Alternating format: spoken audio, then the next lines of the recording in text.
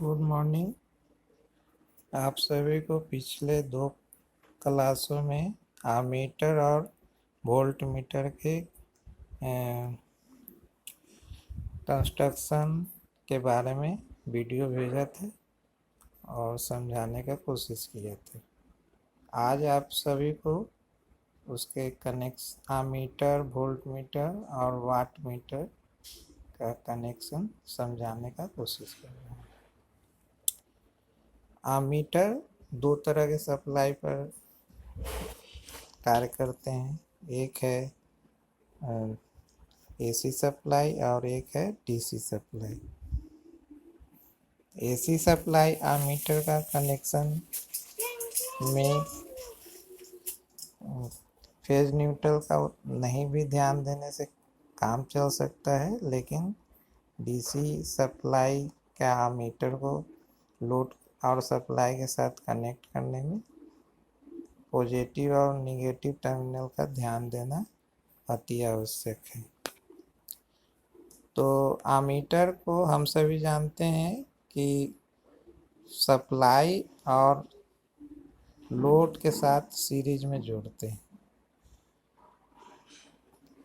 तभी सही से इसमें करंट का मान का रीडिंग हो सकता है।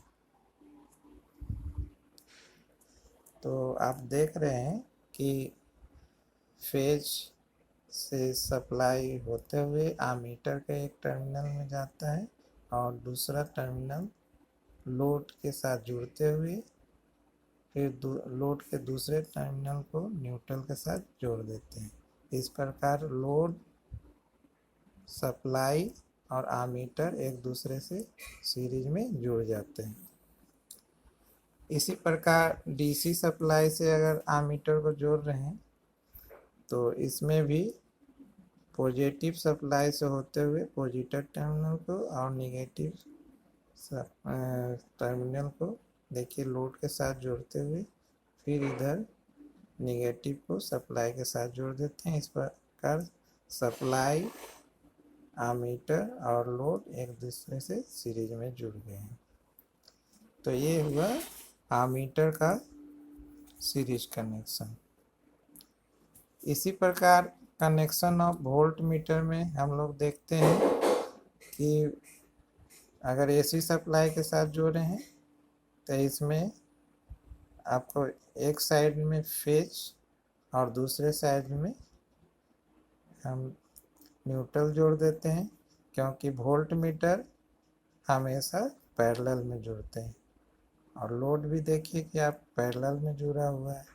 तो इस तरह वोल्ट मीटर जो है सप्लाई और लोड के पैरेलल में जुड़े होते हैं, तो आपका सही रीडिंग प्राप्त होता है। डीसी सप्लाई में भी वैसे ही, सिर्फ इसमें ध्यान देना है कि पॉजिटिव टर्मिनल को पॉजिटिव के साथ और नेगेटिव टर्मिनल को नेगेटिव के साथ जोड़ना चाहिए, नहीं तो वोल्ट मीटर अगर उल्टा जुड़ जाए तो वो सही रीडिंग नहीं देगा और वोल्ट मीटर खराब भी हो जाएगा। अगर हम ये तो आमीटर और वोल्ट मीटर को अलग अलग कनेक्शन दर्शाया, लेकिन अगर किसी जगह एक ही जगह वोल्ट मीटर और आमीटर को लोड और सप्लाई के साथ अगर जोड़ा गया है तो उसका पिक्चर आप यहाँ देख रहे हैं कि वोल्ट मीटर जो है पैरेलल में जुड़ा हुआ है और आमीटर लोड, सप्लाई और आमीटर लोड और सप्लाई के साथ सीरीज में जुड़े हुए हैं। और इसी प्रकार डीसी सप्लाई के साथ भी वोल्ट मीटर पैरेलल में और आमीटर जो है सीरीज में जुड़ा हुआ है। यहाँ पर हम लोग देखते हैं कि वोल्ट मीटर और आमीटर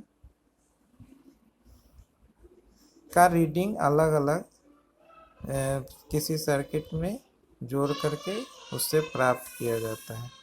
लेकिन अगर हमको कहीं पर पावर ज्ञात करना हो तो उस जगह हम लोग जानते हैं कि power P = V × I AC supply DC supply में होते हैं, और अगर एसी है तो इसमें cos फाई और इन हो जाएगा।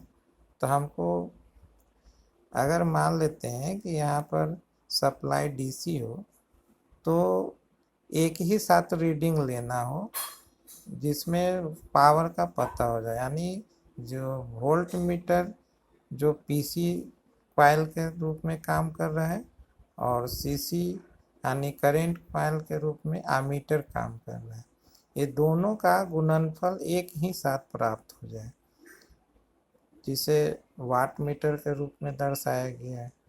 पीसी और सीसी कॉइल मिल करके एक वाट मीटर का निर्माण हो गया है, और लोड जो है आपको पैरेलल में जुड़ा हुआ है।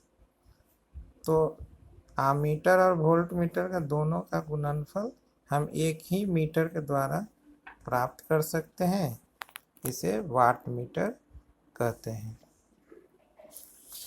इसी प्रकार आगे आपको हम लोग एनर्जी मीटर देखते हैं, क्योंकि ये हमारे दैनिक जीवन में काफ़ी उपयोगी है। सभी घर का रीडिंग लेने के लिए सभी घर में एनर्जी मीटर लगाया जाता है।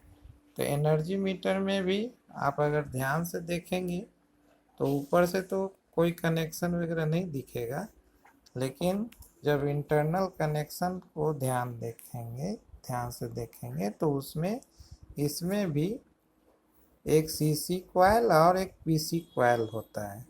तो सीसी कॉइल आप देखेंगे कि एज फोर आमीटर की तरह वर्क करते हैं, और पीसी कॉइल जो होता है वो आपको वोल्ट मीटर का तरह ही कार्य करता है। इसमें कनेक्शन जो है आप ध्यान से देखने पर पता चलेगा कि लोड जो है वो यहाँ देखिए सीसी कॉइल के तरह होते हुए आगे सप्लाई की ओर, जो इधर लोड जिधर जाना है उधर चला जाता है मेन सप्लाई से होते हुए।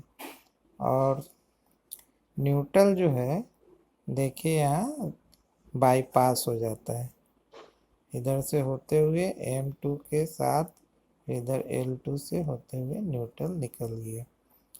और वोल्ट मीटर जो है देखिए यहाँ पर न्यूट्रल एक साइड से मिल रहा है जो कि पीसी कॉइल है, और M1 के साइड से फेज जा रहा है। तो इस तरह से ये वोल्ट मीटर की तरह जुड़ा हुआ है, और इसमें